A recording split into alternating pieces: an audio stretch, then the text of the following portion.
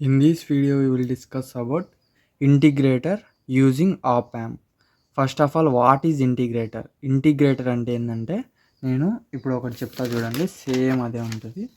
ఇక్కడ ఏముంది సర్క్యూట్లో, the circuit using op amp, the output voltage V naught equal to V naught is proportional to integral symbol, ఇది integral of input voltage.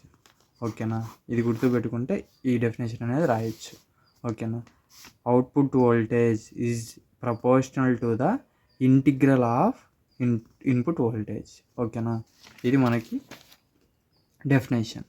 Next దీని యొక్క basic circuit diagram చూసుకుంటే, ఇది op amp, ఇక్కడ వచ్చేసి ఇన్పుట్ సిగ్నల్ అనేది ఇక్కడ inverting terminal, ఇది నాన్ ఇన్వర్టింగ్ టెర్మినల్. మైనస్ ఉంటే ఇన్వర్టింగ్, ప్లస్ ఉంటే నాన్ ఇన్వర్టింగ్ టెర్మినల్. ఓకేనా, as usual resistance input signal అనేది ఇన్వర్టింగ్ దగ్గర ఇచ్చినాము. ఇక్కడ నుంచి ఇది నోడ్ ఏ, ఇది నోడ్ బి. ఇక్కడ ఇది వచ్చేసి మనకి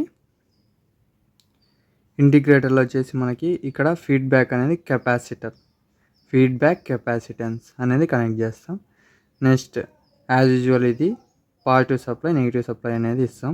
నెక్స్ట్ అవుట్పుట్ అనేది జనరేట్ అవుతుంది అనమాట. ఇప్పుడు దీని యొక్క అనాలిసిస్ అనేది చూద్దాం.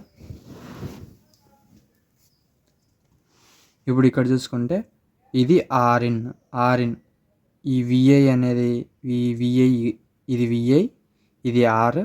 ఇంకా విఐ సప్లై ఇస్తున్నాం కాబట్టి ఇక్కడ కరెంట్ అనేది ఏంది అజ్యూమ్ చేసుకుందాం. కరెంట్ వచ్చేసి ఐఇన్ కరెంట్ అనేది ఇక్కడ ఫ్లో అవుతుంది. ఇక్కడ ఐఇన్ అనేది కరెంట్ ఫ్లో అవుతుంది. ఇక్కడ సిఎఫ్ కదా, సిఎఫ్ అంటే ఇక్కడ ఏ కరెంటు ఫ్లో అవుతుంది, ఐఎఫ్ కరెంట్ అనేది ఫ్లో అవుతుంది. అంటే ఇక్కడ నుంచి ఐఇన్ అనేది ఇక్కడికి వెళ్తుంది. అంటే ఇక్కడ పోయే సేమ్ కరెంటే. ఫర్ ఎగ్జాంపుల్ ఇక్కడ 5 ఆంపియర్స్ కరెంట్ అనేది అనుకోండి, ఇక్కడ 5 ఆంపియర్స్ కరెంట్ అనేది ఇటు సైడ్ పోతుంది. ఇక్కడ ఈ 5 ఆంపియర్స్ అనేది ఎలా పోవటం లేదు, మళ్ళీ ఇక్కడ నుంచి ఇట్నే పోతుంది. అంటే ఇక్కడ కూడా ఎంత 5 ఆంపియర్సే ఉంటుంది. కాకపోతే ఇక్కడ ఐఇన్ అని తీసుకున్నాం, ఇక్కడ విఐ ఉంది కాబట్టి ఐఇన్ అని తీసుకున్నాం. ఇక్కడ ఏముంది సిఎఫ్ ఉంది కాబట్టి ఏం తీసుకోవాలా, ఐఎఫ్ అని తీసుకోవాలా. ఓకేనా, ఫీడ్బ్యాక్ కాబట్టి ఐఎఫ్, ఇక్కడ ఇన్పుట్ కాబట్టి ఐఇన్ తీసుకున్నాం కదా. ఫస్ట్ ఈ రెండు వచ్చేసి మనకి ఈక్వల్, ఎందుకంటే 5 కాబట్టి. ఇప్పుడు ఫర్ ఎగ్జాంపుల్ 5 అనేది తీసుకున్నాను నేను. ఓకేనా, ఇక్కడ అంటే ఈ రెండు ఈక్వల్, ఇది ఒక కండిషన్. నెక్స్ట్ ఇప్పుడు నాకేం కావాలి, ఐఇన్ కావాలి, అలానే ఐఎఫ్ కావాలి. ఐఇన్ కావాలి అంటే ఇక్కడ చూడండి, ఐఇన్ కావాలి అంటే ఐఇన్ నాకు కావాలి.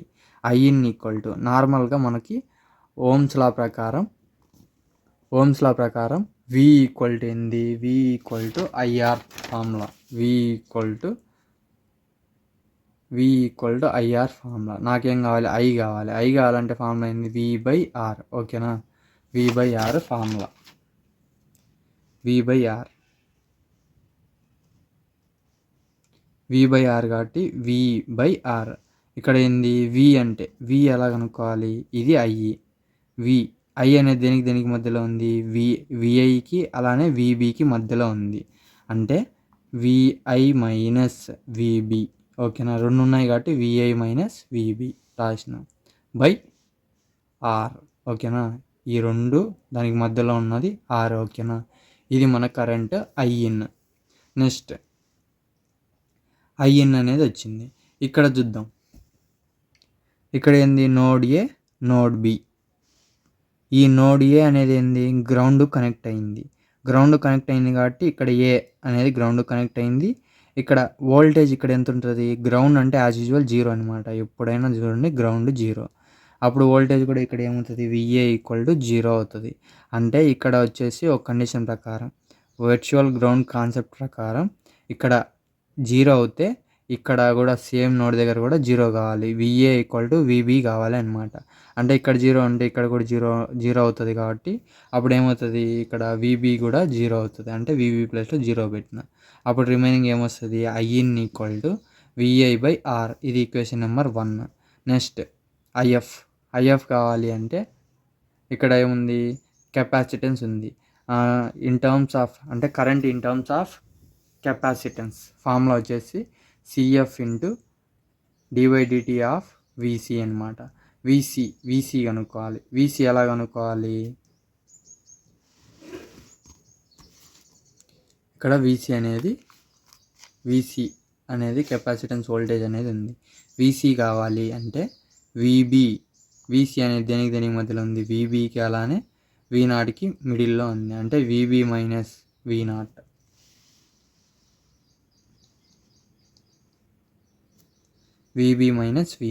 By VB minus d/dt of VB minus V0 CF into VB అంటే ఆల్రెడీ చెప్పిన వర్చువల్ గ్రౌండ్ కాన్సెప్ట్ ప్రకారం VB equal to 0 minus V0 by అదనమాట.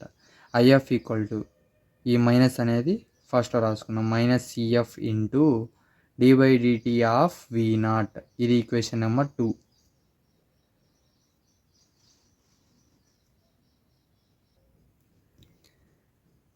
IF ఈక్వల్ టు ఏంది మనకి, I ఈక్వల్ టు V/R కదా, ఫార్ములా వచ్చేసి I ఈక్వల్ టు V/R కాబట్టి VI/R అని రాసిన equal to minus CF into d/dt of V0. Apply Laplace transforms on both side. Laplace transforms అనేవి both side apply చేస్తే ఈ VI ఏమవుతుంది, లాప్లాస్ ట్రాన్స్ఫార్మ్స్ అంటే S వస్తుంది అనమాట, అంటే ఎక్స్ప్రెషన్ మాదిరి VI of S/R equal to minus CF.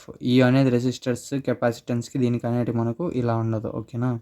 Next d/dt అంటే S, V0 ఆఫ్ S. ఓకేనా. లాప్లాస్ ట్రాన్స్ఫార్మ్స్ అనేవి అప్లై చేసిన.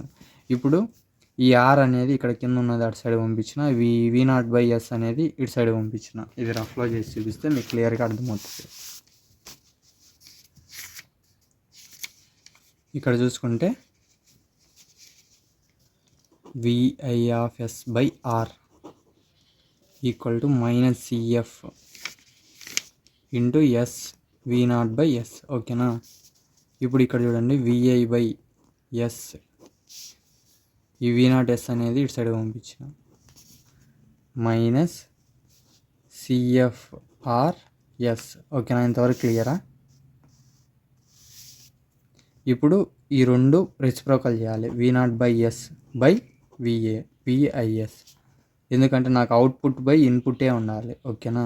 అప్పుడు ఈ రెండు రెసిప్రోకల్ చేస్తే అప్పుడు ఏమవుతుంది, ఇది కూడా రెసిప్రోకల్ అవుతుంది, అంటే మైనస్ 1/RCFS. ఓకేనా. ఇదే మనకి V0/VI అనమాట. ఇది మనకు ట్రాన్స్ఫర్ ఫంక్షన్ వరకు వచ్చింది. మనకేం కావాలి, మన ఏం వచ్చేసి ఇంటిగ్రల్ కదా, ఇంటిగ్రేషన్ అనేది కావాలి. అంటే output voltage is proportional to the integral of input voltage. ఓకేనా. ఇంతవరకు వచ్చింది. VI/R equal to minus CF d/dt of V0. ఇంతవరకు ఓకే. ఇది తీసుకున్నాం. మళ్ళీ apply integration on both side. Integration apply చేస్తే 1/R అనేది బయట రాసిన, integral VI of t into dt equal to minus CF అనేది కాన్స్టెంట్ కాబట్టి బయట పెట్టినాం, integral d/dt of V0 into dt. ఓకేనా. ఇప్పుడు ఇక్కడ చూసుకుంటే 1/R అనేది రాద్దాం. ఇప్పుడు ఇది మీకు క్లియర్గా చెప్తా చూడండి. ఇక్కడ ఇది ఎలా అంటే ఫస్ట్లో ఏముంది మనకి 1/R. Next integral V1/R. ఇక్కడ నుంచి చూడండి క్లియర్గా అర్థమవుతుంది మీకు. ఇక్కడ 1/R integral VI of t into dt equal to minus CF. ఇంతవరకు ఓకే. ఇక్కడ వచ్చేసి ఈ డిఫరెన్షియేషన్ d/dt ఆఫ్ డిఫరెన్షియేషన్ అలానే ఇంటిగ్రేషన్ రెండు అనేది ఇన్వర్స్లీ ప్రపోర్షనల్ అనమాట. ఓకేనా. అందుకు రెండు క్యాన్సిల్ అయిపోతాయి. క్యాన్సిల్ అయిపోయిన తర్వాత అప్పుడు ఈ టైం ఇంటర్వెల్ కూడా ఆటోమేటిక్గా డిలే అయిపోతుంది. అప్పుడు ఏమవుతుంది, V0 అనేది ఉంటుంది అనమాట. ఓకేనా. ఈ రెండు క్యాన్సిల్ అయిపోయినాయి, V0 అనేది ఉంటుంది. ఇప్పుడు నాకేం కావాలి, V0 కావాలి. V0 కావాలంటే V0 అనేది ఒక సైడ్ ఇచ్చిన, ఈ V0 అనేది ఇటు సైడ్ ఇచ్చి ఈ మైనస్ CF అనేది అటు సైడ్ పంపిస్తే ఇది వచ్చేసి ఇక్కడ పైన ఉంది, ఇటు సైడ్కి వస్తే డివైడ్ బై లేక్ వస్తుంది అనమాట. అప్పుడు మైనస్ CF వస్తుంది. ఈ మైనస్ అనేది పైన రాసుకోవచ్చు. ఓకేనా. అప్పుడు ఏమవుతుంది, minus 1/RCF integral VI of t into dt.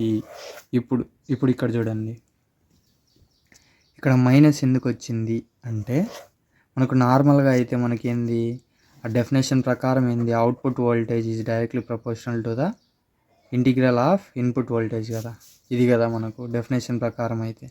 కానీ ఇక్కడ ఎందుకు మైనస్ వచ్చిందంటే, మనము ఇన్పుట్ టెర్మినల్ అనేది ఇన్పుట్ అనేది మనము ఎక్కడ అప్లై చేసినాం, ఇన్వర్టింగ్ టెర్మినల్ కదా. ఇలా ఉంటే ఆపాము, ఇది వచ్చేసి ఇన్వర్టింగ్ టెర్మినల్, మైనస్ ఉంటే ఇన్వర్టింగ్ టెర్మినల్, ఇది non inverting terminal.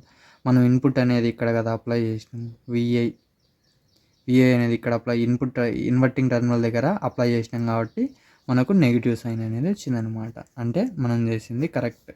This is the output voltage for greater using op amp. Thank you. Please like and subscribe my channel. Thank you.